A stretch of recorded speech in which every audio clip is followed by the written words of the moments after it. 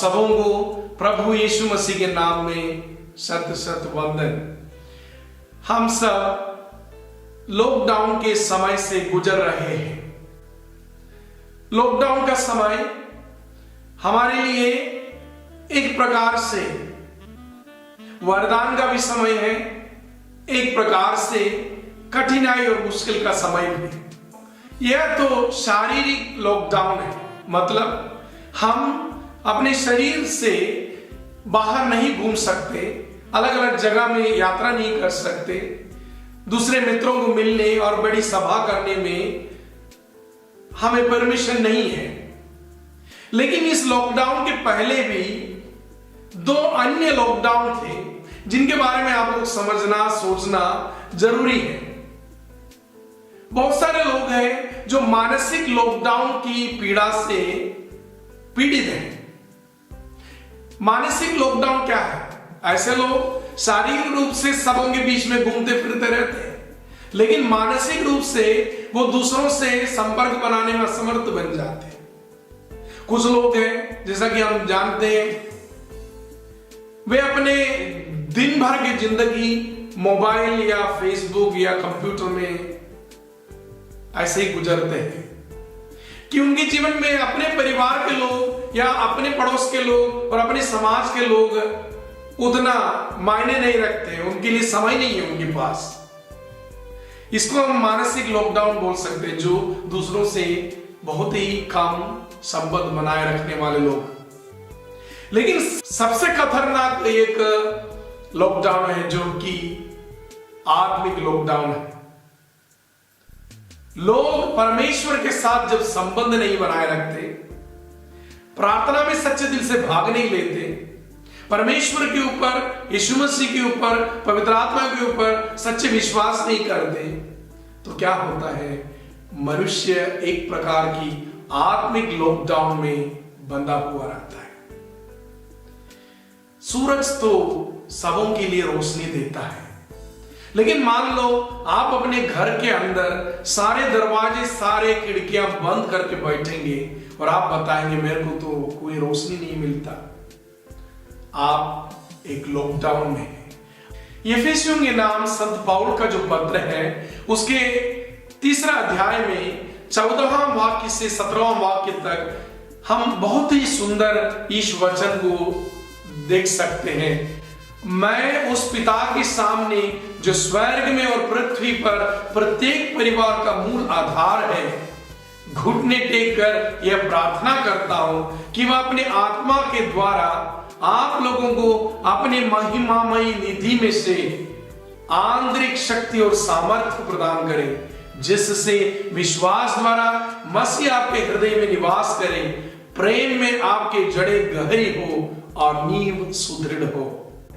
विश्वास के द्वारा यीशु मसीह हमारे हृदय में निवास करे, हमारे प्रेम का जड़ गहरा हो, नींव सुदृढ़ हो।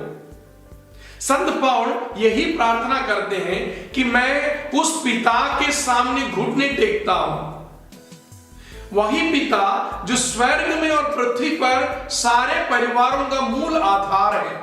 मतलब हर एक परिवार का मूल आधार परम पिता परमेश्वर है। पिता परमेश्वर अपने आत्मा के द्वारा अपने महिमामय निधि से आंतरिक शक्ति और सामर्थ्य प्रदान करे, यही संत पौल का प्रार्थना है। और ये आंतरिक शक्ति और सामर्थ्य से हमें क्या चीज पाना है?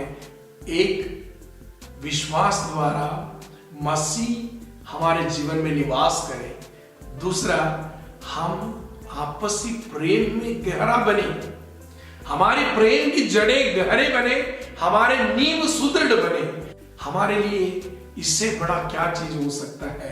विश्वास द्वारा यीशु मसीह हमारे परिवारों में, हमारे जीवन में निवास करे और हमारे परिवारों में प्रेम ऐसा बने रहे कि हमारा नींव सुदृढ़ हो, हमारे प्रेम की जड़ें गहरे हो। प्रिय भाई और बहनों, इस लॉकआउट के समय कुछ लोग ऐसी ऐसी बातें निकालते बोलते हैं, पहले चर्च जाना बहुत जरूरी बोलता था और चर्च में नहीं जाएंगे तो पाप होता था। आजकल बोलते घर में बैठ के टीवी देखने से हो जाएगा। ऐसे अभी फादर लोग कहाँ है, सिस्टर लोग कहाँ है, चर्च कहाँ है।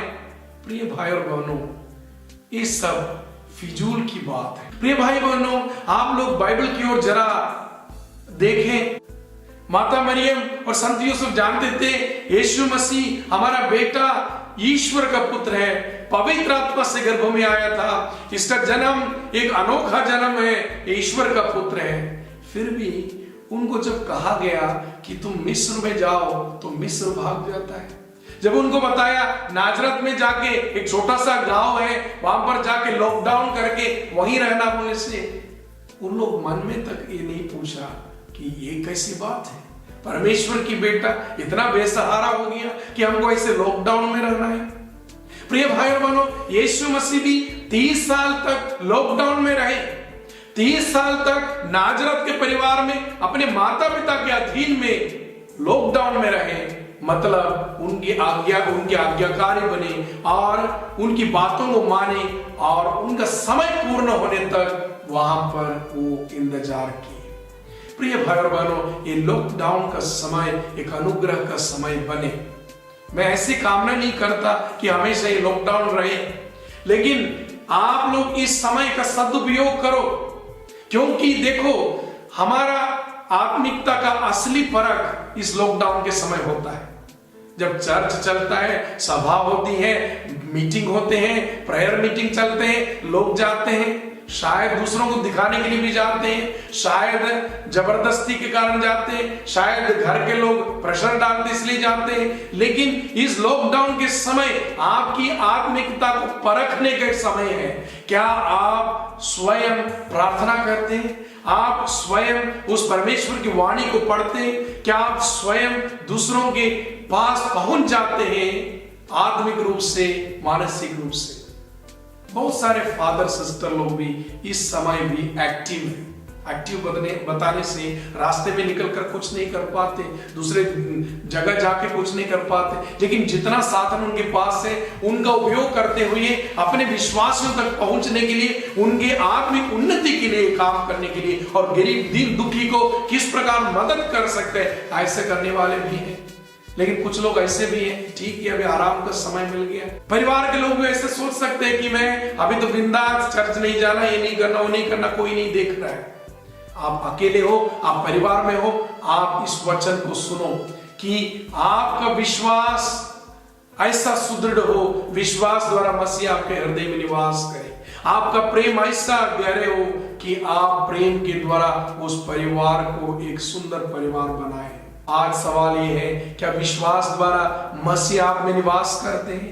क्या आपके परिवार के प्रेम सुदृढ़, आपके परिवार के प्रेम गहरे जड़ का प्रेम है? नहीं, तो अभी समय है।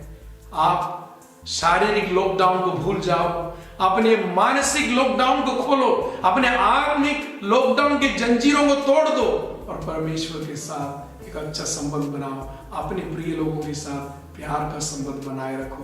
परमेश्वर आपको आशीष दे। आइए हम प्रार्थना करें। सर्वशक्तिमान पिता परमेश्वर, हम धन्यवाद देते हैं आज के वचन के लिए। पिताजी, हमें आपने अपने महिमामय निधि के भंडार से हमें बहुत सारे चीजों को सुनाए, सिखाए। प्रभु धन्यवाद देते हैं, हर एक परिवार को तेरे हाथ में समर्पित कर दे, ताकि वे अपने इस लॉकडाउन के समय भी अपने पारिवारिक प्रेम को पहचाने और विश्वास द्वारा यीशु मसीह को अपने परिवार में निवास स्थान दे। पिता धन्यवाद देते हैं हमारी प्रार्थना सुनने के लिए, और ये प्रार्थना मांगते हैं उद्धार करते यीशु मसीह के नाम से। सुनो और बड़ी दया से कबूल कर, आमीन।